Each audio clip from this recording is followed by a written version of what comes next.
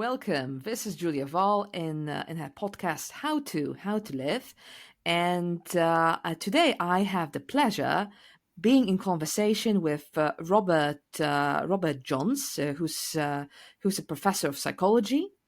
And your research, Robert, your research and professional interests include industrial and organizational psychology, relate to management, prejudice, and ethical decision making. And you've also written a few books, so Psychology of Sustainability and Sustainable Solutions, so the climate crisis and the psychology of social action. So I think we'll get into these topics, so climate crisis and the psychology of social action, social change. But before getting into that, is there anything else you'd like to say about yourself, your recent interests, any other interests, or recent activities, Robert? So welcome to this podcast. Thank you, Dr. Wall. Can I call you Julia? Yes, please do. Please Excellent, do. great. And I go by Bob generally. So Okay. yeah, yeah. I like Bob. Just by way of background, I'm like most human beings, a little complex. And so to help your listeners understand how I ended up as an industrial and organizational or IO psychologist writing about sustainability, I think a little background about kind of where I came from might be of help. Just to help with a couple of thematic topics, particularly the topic of inclusion and how it relates to our beautiful and sublime the environment, the natural environment in which we try to live. So my background,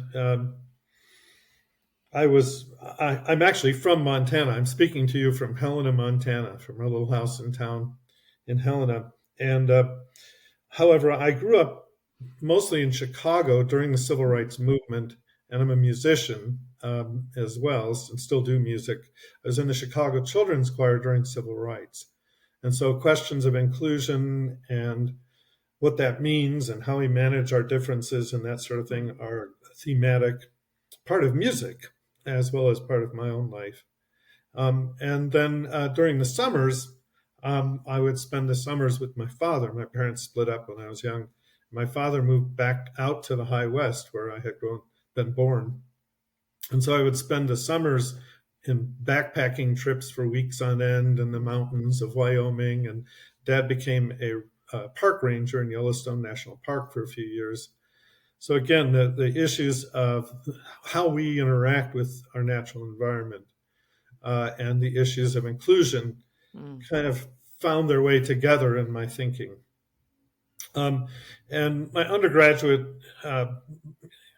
was in nothing psychology. I never took a psychology class until graduate school, but my undergraduate was in history and philosophy. So I became much more aware of both the context within which we function and the decisions that we make, how those are based on our contexts. And also, because of philosophy, questions of ethics and what do we or don't we do in order to make change in the world around us. So eventually I found my way to IO psychology at Ohio State. And most of my reason for choosing this topic area wasn't just because I enjoy it, because I do. It's fascinating and fun for me, but also because I really wanted to find ways to make change and to manage people's decisions in their actual day-to-day lives. And in industrial organization, or again, IO psychology, we wind up doing a lot of that. We talk with and work with executives and policymakers and many others of that kind. And that career has turned into a real treasure trove of opportunities for doing that over the years. I think maybe the most enjoyment I got in the decision-making realm was working. I actually got elected to city council, nonpartisan, unpaid city council member for the mid-sized city of Springfield, Missouri. And there I was able to work at the national level with the National League of Cities on their steering committee for energy, environment, and natural resources. So again, helping make decisions within the context of urban America about how we manage our relationship with our environment. And what most people don't think of, the inclusion piece here, Mm-hmm. including future planet mates in our decision Mm. making. So what? Sustainability is an inclusion question, and So most why people really don't recognize that. why is that, Bob? Why is inclusion that important? Hmm. Yes. Well, as I said, I've been very interested in questions of inclusion since Mm-hmm. childhood. And how do people who are different from one another manage our differences? How do we learn from one another? And in music, of course, uh, we find ways to integrate. It's all about cultural Mm-hmm. appropriation.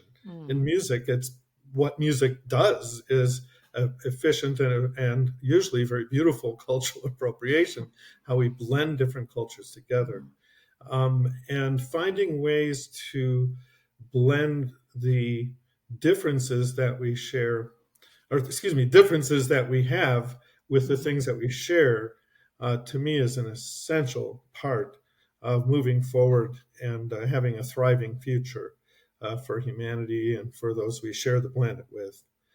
So it is a question of deciding to include not just those who Mm-hmm. are with us today in our decisions, but also moving forward, thinking about uh, those who aren't here yet Mm-hmm. and whose voices can't be heard unless we include them.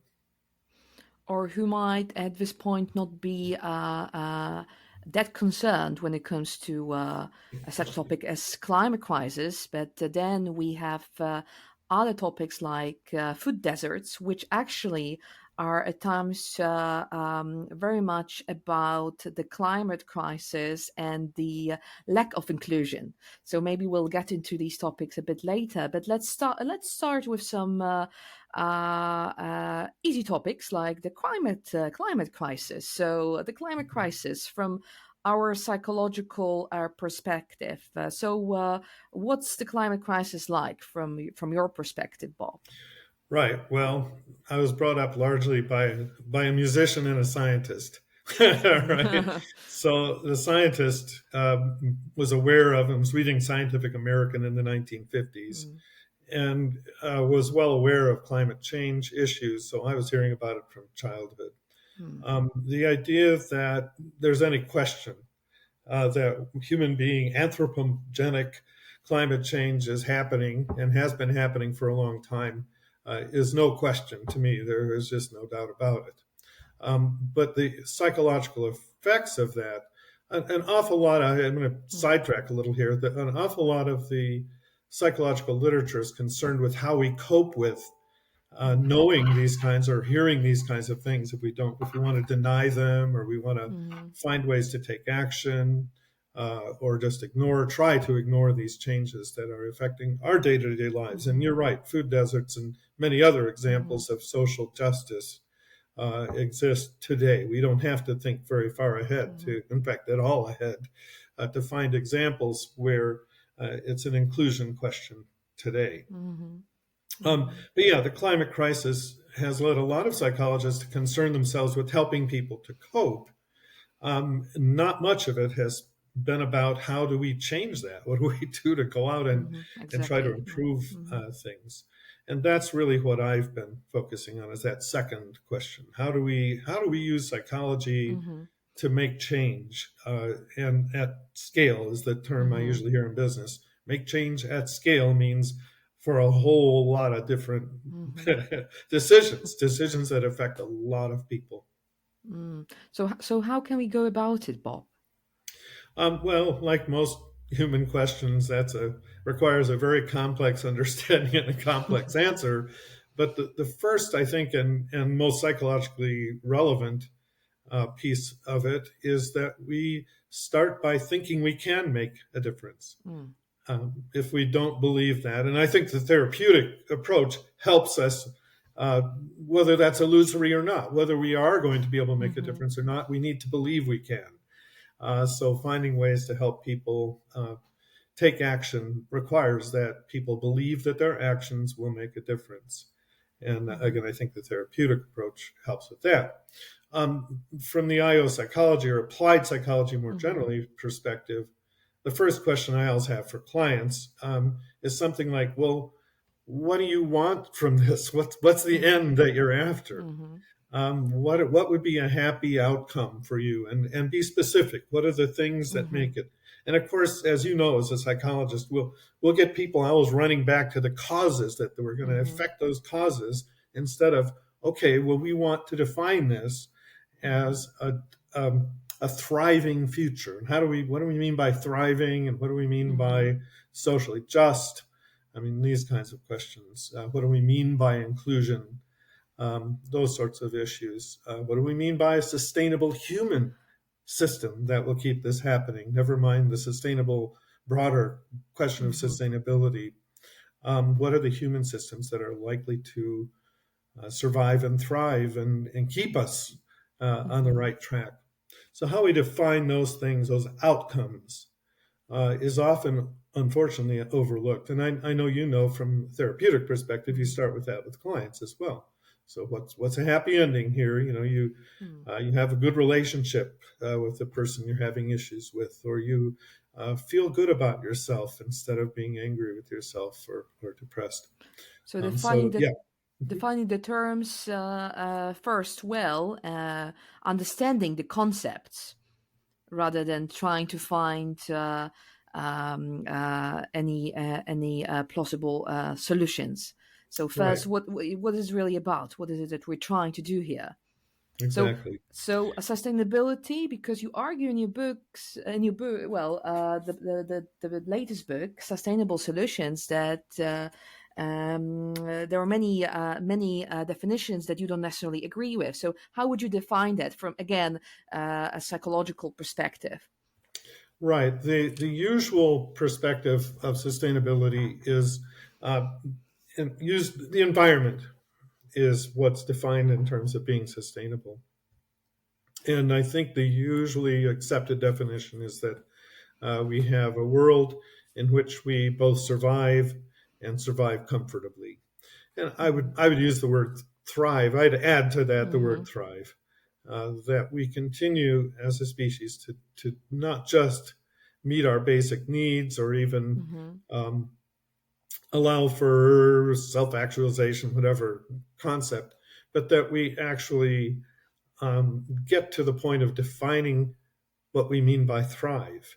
Mm-hmm. What does that mean? And oh boy, does it get complex in a hurry. Of course, different people have many different definitions of that, which is part of the reason that there's kind of a babble, Mm-hmm. cacophony Mm-hmm. of different views of what we mean by a sustainable future. I I'm not one to try to define it Mm-hmm. other than defining it in terms of human systems. That if we define this, instead of defining it as the external environment, which is all we hear about all the time, pretty much, that we start defining it in terms of human systems. We have plenty of science now, 100 years of science describing the physics and the meteorology related to Mm-hmm. physics, all those things, the species change in ecology and all that. We've got all kinds of great science describing those things. And we've got good science that could be applied to sustainable human systems. But guess what? We haven't applied it yet. We're Mm-hmm. still sort of blind to Rachel Carson's question, or her point. In Mm-hmm. 1962, in Silent Spring, she said, we need to find ways to manage ourselves. And she wrote that in plural. She didn't say manage ourself. She said manage ourselves collectively. And so for me, defining sustainability, not just in terms of the physical systems, the ecology and the meteorology, the good science. We have very Mm-hmm. good science there, but defining it in terms of the human systems that affect that. It's anthropogenic, that anthropogenic, whatever, that we need to focus on. What do we mean by that? And people are ready, of course, as we said before, they're ready with all kinds of causal Mm-hmm. explanations. We just need to get people to think, or we need to teach people to Mm-hmm. learn, or we need to get the government to do this, that, or Mm-hmm. the other thing, all of which may be true. Um, but very few or none of which really talks about the science of how we Mm, accomplish that.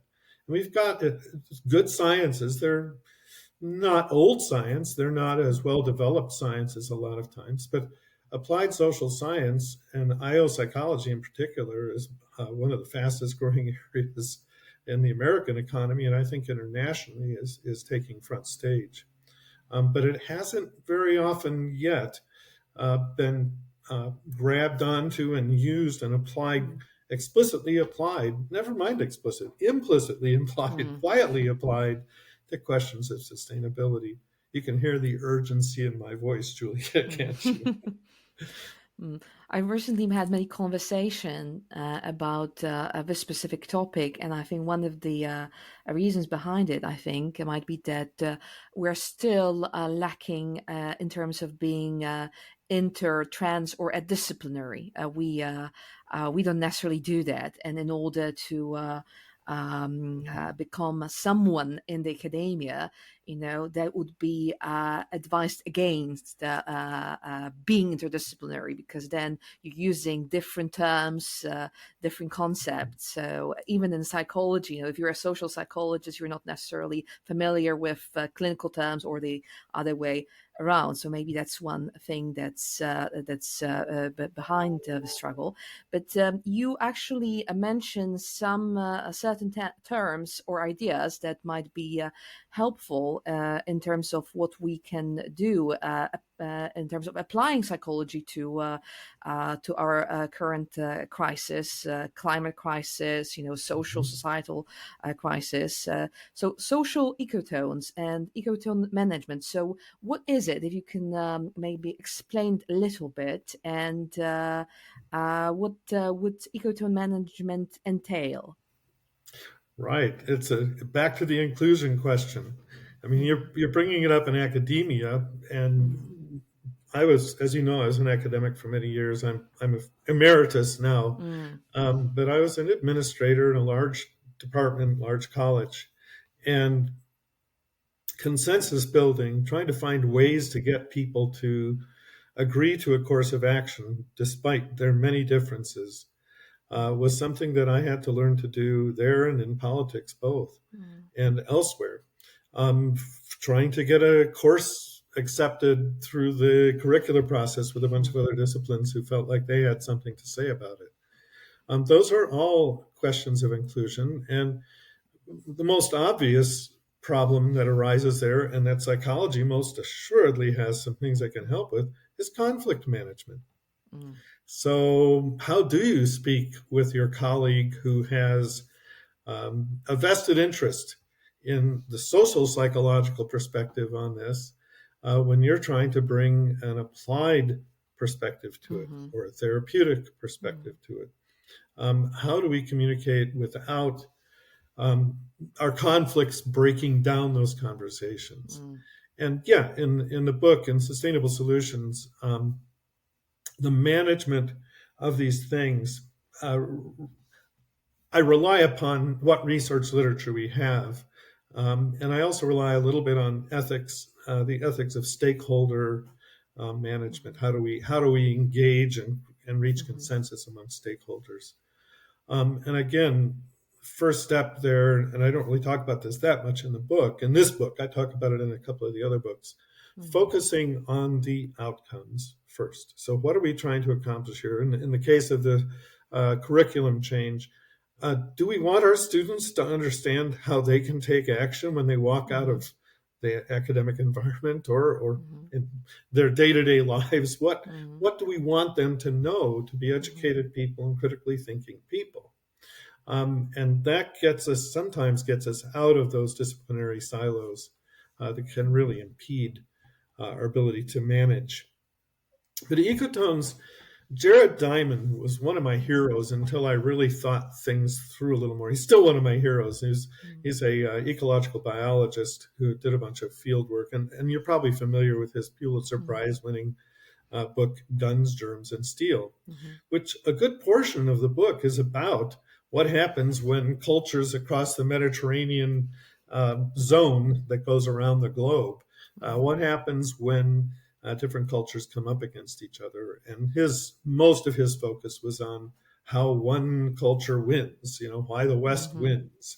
And so all kinds of violent conflict and germs that kill people off and Mm-hmm. things like that. In Montana, we're certainly Mm-hmm. aware of the enormous, almost inadvertent genocide based upon Mm-hmm. germs, smallpox, of native people of North America who came here in a small founder population and had no immunities to most of the germs that Mm-hmm. had already been worked through, if you will, in Mm-hmm. European and Asian uh, cultures, peoples. But anyway, back to your question. Diamond looked at the conflict and he looked at who Mm-hmm. won. I Mm-hmm. look, again, partly as a musician, at the way that these differences come together and Mm-hmm. create wonderful new social forms. I don't know if we're going to get into this later or not, but the idea that we create these new social forms Mm-hmm. as a way to survive. We don't survive as individuals. In fact, I'm almost to the point of saying we aren't really individuals. Mm-hmm. We're really parts of groups. That's how we define ourselves appropriately, I think, in most instances. Um, and I use the example of put my students, I used to ask in performance assessment seminar, I'd say, tell me an example of a job, performance of a job that can be accomplished by a single individual only, just by an individual. And in 30 years of asking that question, Mm-hmm. I think we found one example where other people were not required Mm-hmm. in order to perform that task. Virtually every task that we do is done as a group. So again, I think Mm-hmm. focusing on the end point, but also making very clear to people that we're interdependent, whether we Mm-hmm. like it or not. If we want to accomplish things, we accomplish them together. That's the nature of our species. And it's what actually makes us exceptional. What makes our species different from other species is that we create social forms, new social forms to manage these challenges. And yeah, back to the how we manage that ecotone when we put Mm-hmm. people who are different together. Well, psychology gives us a good bit of information. Social psychology, in particular, I think, gives us a good bit of information about how we do that. Again, focusing on endpoints, understanding that we are in this together. One of my favorites, and I think therapeutic psychology has a lot to say about feeling that you can accomplish it, and that there's time to do it. There's not an immediate scarcity kind Mm-hmm. of a thinking about it, so you don't leap to some dominant response, something that you have to do that everybody would do if they were in Mm-hmm. my position. We have time to think it over. We have time to work it through, and we've got support from one another in order to accomplish the things that we think need to be accomplished. So urgency is, if what we're trying to do is Mm-hmm. something affirmative, urgency is the enemy. If we're trying to stop somebody from doing something, sometimes a good way to do it is to create an urgency or a scarcity. Say, well, you'd like to do this thing. I remember Mm-hmm. having faculty come to my office with some complaint or exciting idea or whatever that I didn't want to quash. I wanted to deal with directly, but I would usually start with something that said, here's the reality of what you're talking Mm-hmm. about. It's going to take us time. This is not something we're going to immediately Mm-hmm. solve because there are all these other stakeholders here that we have to talk to and work with and manage the Mm-hmm. conflict with and so on. So that idea that there is an urgency can be the enemy of good directions. And of course, deciding what's a good direction is a whole other question. But I think we all agree that surviving and thriving are things we'd all like to have happen. So it goes against the current narrative of the individualistic management, so all these self-help books, it's Mhm. all up to me, I'm in control. Well, it is my responsibility, so I have some say in the matter, but what is actually a personal relief to me is that it's not all about me, and we're all in it together. So that the Mhm. interdependence that you've just mentioned, Yeah, mm. and yeah. There's also great another. comfort in that as well. Mm, mm. Mhm. And also the current speed of things. Everything takes less time these days. So actually, some things do take time. Mhm. It's yeah. Yeah, Mm, Bob Cialdini's book, Influence, the mm, original version of Influence. I had to teach from that book in grad school when I was at Ohio mhm, State, and that's his big point: is that this speeding up of life mhm, creates scarcities, or a mhm, sense of scarcity that can be the enemy. It can be, mhm, if we're trying to quash something, we're trying to mhm, stop people from behaving like Nazis or authoritarian in some way, um, creating a sense of scarcity about something that's key to their notions of a happy ending um, is not a bad thing. It's good to know those mhm, tools. mm. So Mhm. creating conflict in a way. Mhm. Mm, mm, Yeah, intractable conflict. I think Cialdini talks about that. I'm mm, kind of a fan. I'm not. Well, let's not get off on that too far. But I certainly enjoyed reading his original book, mhm, Influence, and it had mm. helped me think some of these things through. Mm. So let's go to some touch on some other topics that you mention in your book. So Heinrich cultural learning versus shared mental models, because my understanding is that you disagree with Heinrich cultural learning. So if you could tell us a little bit more about Mhm. it and the shared mental models, why do you think that's something a better idea? Right, and I think E.O. Wilson's analysis is similarly problematic. Mm-hmm, The idea that we have a shared mental model is a very important idea, and one that mm-hmm, I kind of agree has value, and mm-hmm, in particular in smaller groups, a shared mental model is a big advantage, especially if that model reflects the realities of the world around us. mm-hmm, Um, the idea, though, that culture, and E.O. Wilson's big on this too, Heinrich and E.O. Wilson both, that culture is what makes us different, or what mm-hmm, helps us to mm-hmm, advance or not advance, relies upon the notion that um, no other species has culture. mm-hmm, And I don't think that's entirely accurate, first of all. And if it isn't entirely accurate, then we have to ask why other species haven't wound up dominating the environment the way ours has. But a much more interesting question for me is, as our populations have grown and our cultures have intermixed dramatically to where it's hard to distinguish an individual culture anymore in many places on this planet, many human places on this planet, we seem to have been a more peaceful species. Since the end mm-hmm. of World War II, the amount of conflict, historical comparisons, the amount of conflict amongst different cultures or different countries has dramatically decreased.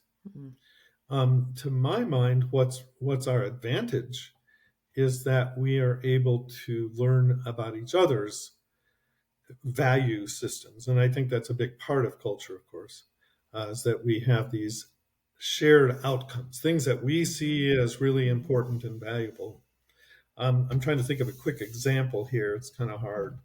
mhm, Um, and I studied anthropology some, but I'll be honest. I think that culture is a valuable construct, but I think it is a very changing. It's mhm. like different streams coming in together, and they don't mix Mm, at first, but after a while, they become they do, the yeah. same stream. Mhm, I lived in Yellowstone a few summers, and mhm, you could see where the warm waters from the geysers came into the Firehole River. And for miles downstream, there were mhm, two flows, the main cooler river and the warmer river. But then, even then, eventually they blended. And so in human, that's a poor analogy, a simplistic analogy. but in human interactions, finding ways to peacefully interact and defining new ways of enculturating. Again, I get back into music. Mhm. Um, the 19th century music in Europe was a blending of sort of traditional forms and mostly what people know as gypsy forms. Mhm. Most of the great composers of the 19th century in Europe were borrowing from the Romany or Roma gypsy traditions. In the United States, the musical blossoming that occurred in the Mhm. 20th century was largely a result of the combining of Mhm. African American and European American um, musical traditions. So this idea that the blending of cultures Mhm. is where we come up with creative new ideas and new ways of Mhm. approaching things. I think music's a decent analogy for that. Mhm. So I disagree with the idea that we rely upon culture as our Mhm. main guideline. I think we rely on putting cultures together as Mhm. our creative uh, survival tool. Right? It's why Mhm. we've done well. Our adaptive uh, tool. So, how can the arts you mentioned music maybe help us facilitate the processes behind sustainability and maybe help with the climate crisis, for instance? Hmm. Well, we can certainly communicate many ideas through the arts that aren't Mhm. communicable or at least easily communicated by other means.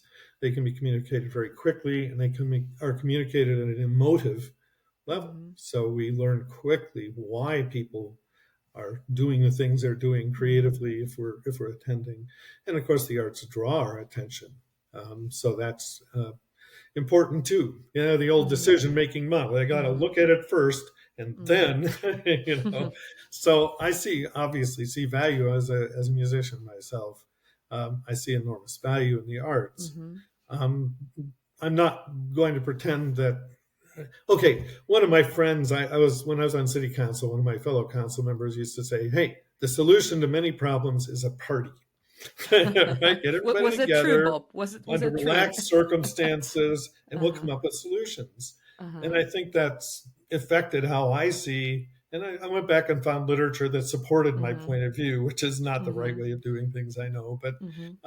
yeah, the idea that um, we blend, if we are able to Mhm. be non, what's the word Cialdini used, having an urgency, sort of Mhm. reduce the urgency, and then Mhm. people's creative thinking and inclusion and Mhm. those sorts of things are increased. So moving us from our threat system and maybe enabling our soothing relational system, let's say. Yeah, beautiful. Mhm. Yeah, I'm not a clinician, obviously, Mhm. so but that sounds like good language to me. I like it a lot, Julia. We're trying to be inter or trans or disciplinary here. Uh, so anyway, what are the foes of sustainability and how to overcome it? Because that's something you also mention in your books, Bob. Okay, wait a minute. I didn't quite understand that. What are the foes, the enemies of sustainability? Oh, yeah. Okay, I'm not going to paint it black and white here.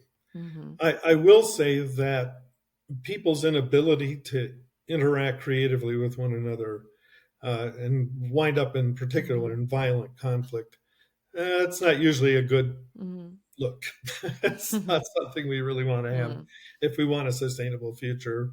Um, but even that, there are some exceptions there. Even Hmm. um, and we just saw the horrible dam break that occurred in the Ukraine Hmm. last week, and the damage that creates, putting Hmm. setting people back for a generation or more.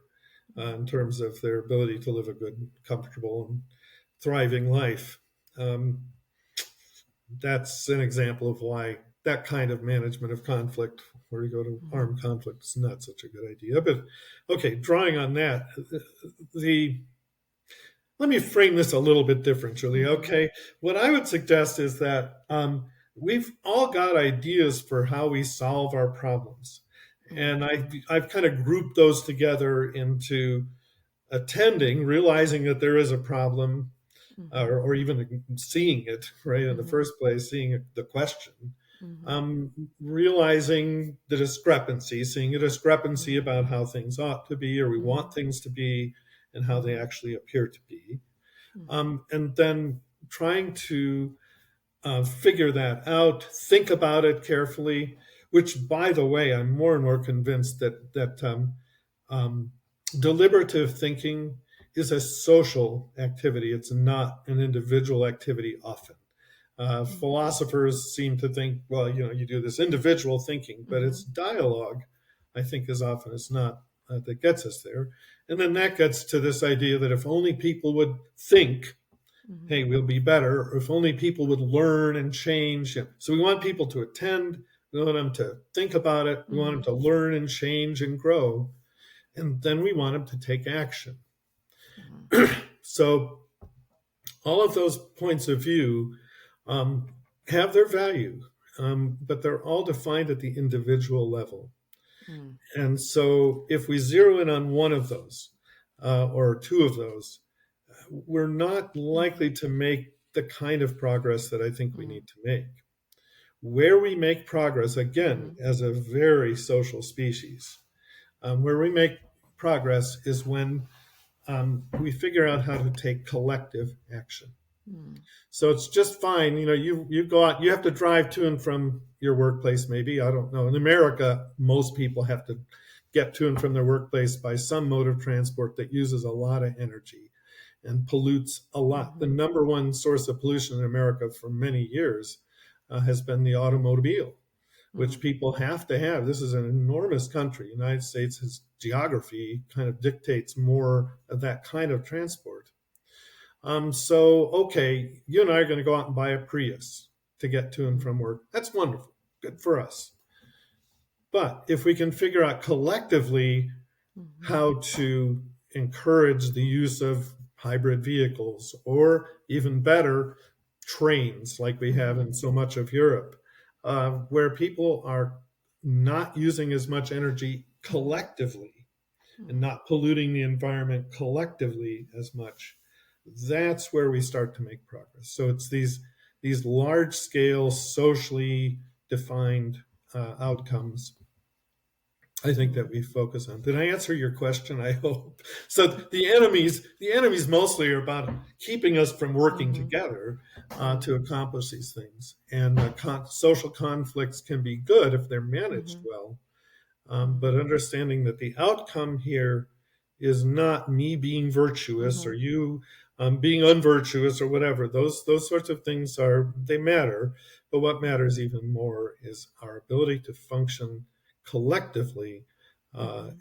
in a way that creates a more sustainable future, a Mhm. better future.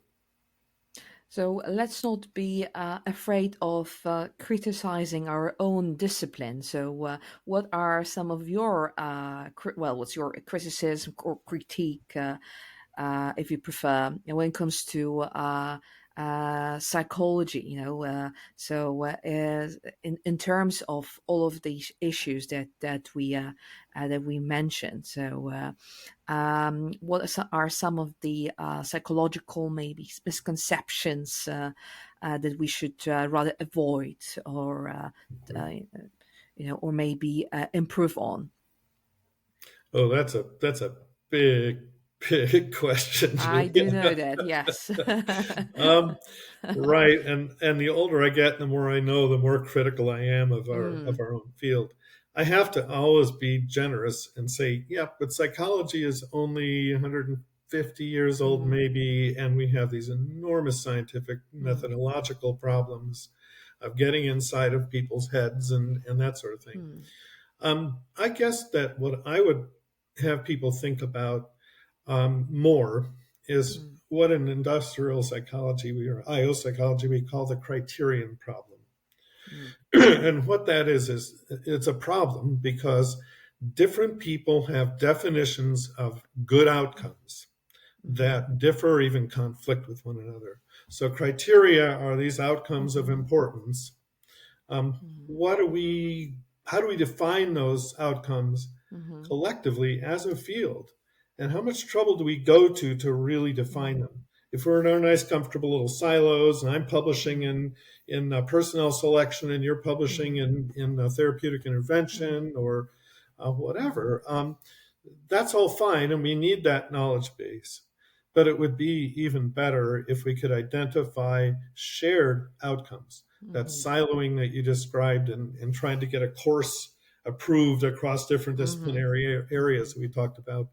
Um, if we could all arrive at some relatively common understanding, anyway, even if mhm, we don't all agree, but a mhm, common criteria set, mhm, criterion set, I guess it would be a set of criteria mhm, that we could agree upon for what do we mean by a health, and what do we mean by a promising future, and what do we mhm, mean by well performing groups and mhm, organizations. Um, Thinking through mhm, those outcomes first seems to mhm, me to be one of the big issues in our broad field in psychological science mhm. and practice. Is there any? And I'm sure you do it in a Mhm, clinical setting. You mhm, sit down and say, well, what do you want to have happen as a mhm, result of this therapeutic intervention? In IO mhm, psychology, we start by saying, well, so what would be a good outcome for you? We know that you've got mhm, these problem sets and you've got some ideas about what will solve these problems. mhm, But we really need to understand what is the outcome that we're after.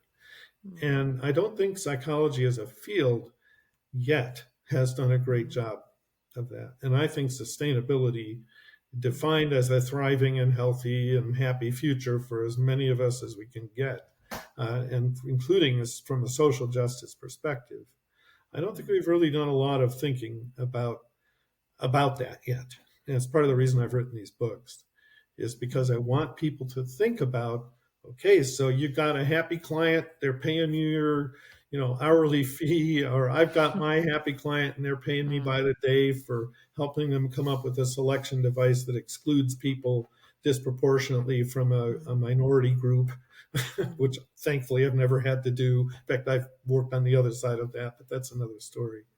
Um, but once you get past that and you're willing to stop and think about the greater good and the fact that you're not really operating as an individual. Your work isn't individual. You wouldn't be able to do mhm, what you're doing. You wouldn't even be able to conceive what we're conceiving here if it wasn't for a whole bunch of other human beings and groups of human beings.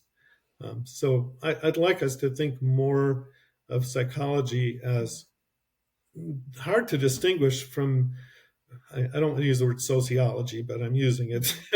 mhm. That those the human Let's go for it. Yeah. sciences, yeah, the human sciences are collective sciences. Mm. I think psychology needs to think. We need to think of ourselves that way.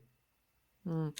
I think you've already answered my next question because my next question was to do with well whether is there anything in psychology, any concept that we should abandon at all costs that still exists and we're still referring to it. So you mentioned the individualistic perspective. Hmm.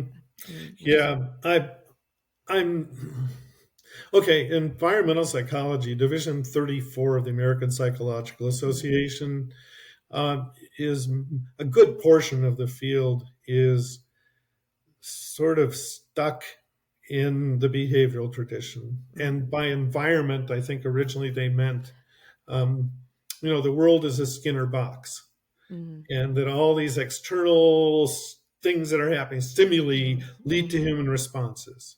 And there are a few notable exceptions. Robert Gifford at University of Vancouver, I think he was at mm, Simon Fraser for a while, is one exception. Trained as an IO psychologist, turned into an environmental psychologist, And he has defined some cognitive Mm-hmm. concepts in that division of the field. I'd like to see environmental psychology concern itself with the criterion problem. Think in terms of what are we doing this work for? Mm-hmm. Are we just going to get published and get promoted and get paid a little bit more and Mm-hmm. that'll be our lives? Isn't that Mm-hmm. wonderful?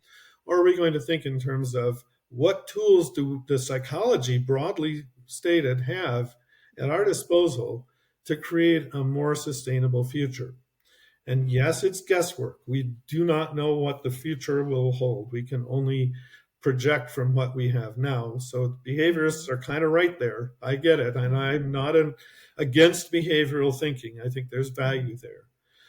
But I don't think it helps us to be in silos around that or to defend our little silo of our particular school of thinking against other schools of thinking. And my graduate degree program at Ohio State, at the time I was there, it's changed, I'm sure, in various ways. But at the time I was there, at least my advisorial group was using psychology broadly defined to try to solve human problems. And I think getting into silos and thinking in terms of not so much disciplines, but Mm-hmm. of schools of thought can be very helpful and very Mm-hmm. important. But I think people tend to reify that. They tend to see that as who they are, and they're not able to think that other people with different points of view are actually scientific Mm-hmm. psychologists, right? Or effective practitioner psychologists, either one. So siloing Mm-hmm. is I think an issue for sure. So, what is our responsibility as researchers, lecturers of psychology, any type of psychology? Wow. Ethics. Yes, let's go um, into that. Yeah. Again, the criterion problem, defining as clearly as we Mm-hmm. can what it is that we think we are trying to accomplish. Mm-hmm. And so I've got my little elevator speech. Somebody says, industrial organizational psychology. I've never heard of that before. What is that? And that Mm-hmm. used to be a more common statement. A lot more people now know what IO psychology is as it's grown dramatically since when I first started in it. My elevator speech is that we are people who help inform decisions about people in mostly in work Mm-hmm. organizations. So it's a decision making helper. You know, Mm-hmm. and we use psychological science, what's at our disposal currently in psychological science to help make those decisions. Now, making the elevator speech a little longer, I say, and the first thing we try to do is understand the Mm-hmm. ethical implications of our decisions and of your decisions. And we aren't going to solve those ethical dilemmas more often than not. We're just going to try to define them so that when you're confronted with your next decision, we've given you this nice Mm-hmm. selection system or performance Mm-hmm. system. Um, uh, we want you to be able to think about those different stakeholders and their Mm-hmm. interests and needs and how they are served or not served by your decision making process. You don't have to come up with a perfect Mm-hmm. solution. It's not going to happen. You're going to come up with trade offs. But Mm-hmm. again, it gets back to this idea that psychology is not really about individuals. Mm-hmm. It really is about different groups and groups of individuals. And social psychologists used to put it as the context, the social Mm-hmm. context. And I think that that's a valuable perspective, valuable point of view. Mm. So, how to facilitate social change? Where would we start, Bob? Hmm. Oh boy. Yeah, easy questions. Yeah, as well. Well, again, we first try to actually a step before criterion Mm-hmm. definition, from my Mm-hmm. thinking, is to start by defining the stakeholders. So, who are the people, and particularly the groups, that are likely to be affected by or have a stake in our decisions? Stakeholder theory is kind of getting to be old hat, but I still think there's value to it. So identify those who have a stake in this decision, and then try to identify by various means what they would see as happy endings. What are the criteria, what are the outcomes mm, that would be of importance to them, both to get, to move toward, mhm, and to avoid. I like the Kurt mhm, Lewin or Kurt Lewin, mhm, however you want to say it, perspective on mhm, that. That we think both in terms of things that we would approach and we would like to have good mhm, things happen, and those things we'd like to avoid, the bad things, aversive things mhm, that could occur for our stakeholders. So identifying those outcomes, identifying the stakeholders and identifying their outcomes, and then finding ways. And this is where psychology, applied psychology, is still art, not just science, right?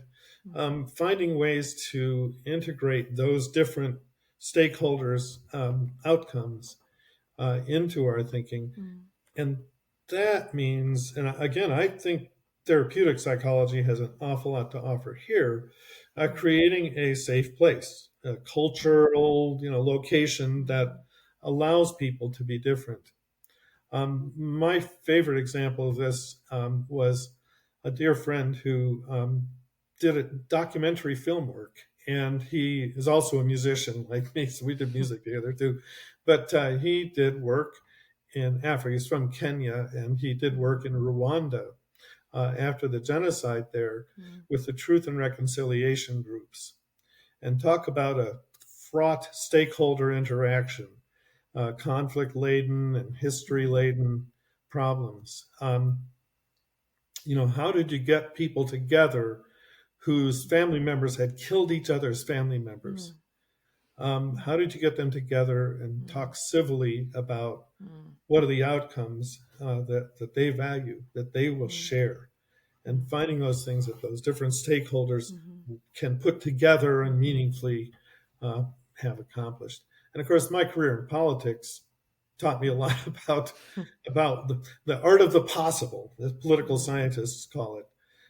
So we had in America, we recently had recent, about a year ago now, we had a firearms legislation at the national mhm, level that most people would agree didn't do much for firearms intervention, and certainly not the way that people would have liked it to be.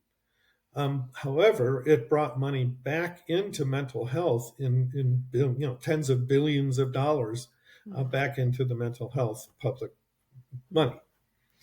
So it accomplished something really wonderful mhm, under the guise of something that looked pretty lame to most of mhm, us, right?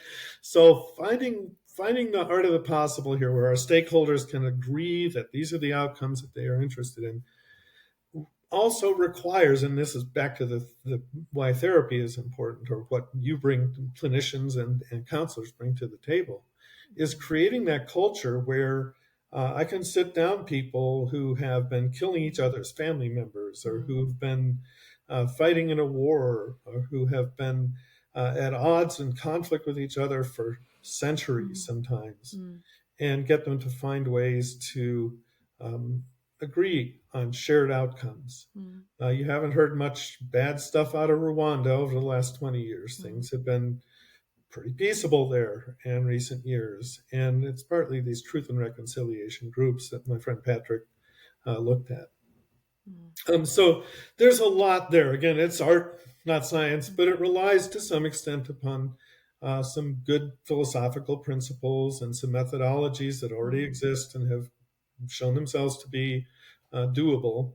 I am sure you've had to do, I don't know, I shouldn't say I'm sure. I'm guessing that you've had to put down like couples together or groups together that were mhm, at odds with one another and try to find ways to arrive at common, agreed upon outcomes. And I think that conflict management piece is what Jared Diamond missed. I really do. So, if I may ask you a personal question, so why the topic of social action or social change, Bob? So, Mhm. what was it? What is it that inspires you to get into such topics? That's a long answer. I'll try to give you the short version. Um, so, my father's family is a very privileged old family in America. They go back Mm, to aristocrats in England and Virginia, sort of the fallen aristocrats who settled Virginia in the late 16 and early mm, 1700s.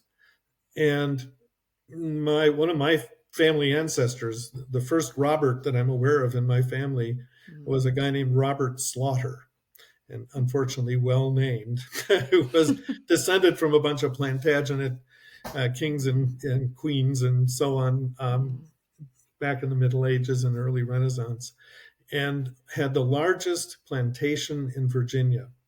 mm, The Marquis de Lafayette lived mm, on the Slaughter Plantation in Culpeper County, Virginia, mm, during the Revolutionary War, toward the end of the Revolutionary War.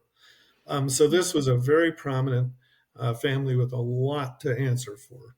mm, And my ancestor, Robert Jones, presumably named after his grandfather, Robert Slaughter, had to live on that plantation for a few years when his father was killed in the Revolution. So, shortening this story, my family got the hell out of there, moved west, took a big right turn up into Illinois, and fought on the Union side. We're friends of Abraham Lincoln, fought on the Union mm, side in the Civil War. So I was brought up thinking I still had some stuff to live down, left over from that privileged background. On my mother's side, there were both Irish travelers. My mother was a beautiful woman, and her mm, grandmother's pictures of her grandmothers as young women were drop dead gorgeous people. They really were. But dark skin, black hair, mm, travelers, and you may have heard in Europe of the Sinti people. mhm, And the mhm, Sinti in Germany were largely wiped out in mm, the Holocaust. So I come from a very musical story on that mhm, side, what they call the Bashaldeh people, that mm, probably early inhabitants. Some people think they came in with the Romany gypsies. My mm, family was told no, they were settlers in the Danube and the Rhine, going back many, many centuries, mm, perhaps as far as 3,500 years. We now know that the travelers in Ireland were just that. The archaeological evidence now with DNA and all that stuff is there. So a very downtrodden minority. mm, The Sinti part of my family came over enslaved. They were mm, enslaved and they self-emancipated up into the Thumb District of mm, Michigan. The Thumb of Michigan, you know, the map of Michigan, that's the Thumb District, where they could escape over into Canada if the slave catchers came after them. They were darker skinned people and so easily thrown into the enslaved population. So for that group, uh, that idea, we talked a little bit about the Kalderash in Poland mm, and Eastern Germany. And that's a group that's experienced the wrong side of society for many centuries. And so I was brought up thinking in those terms. For example, the idea of individual ownership.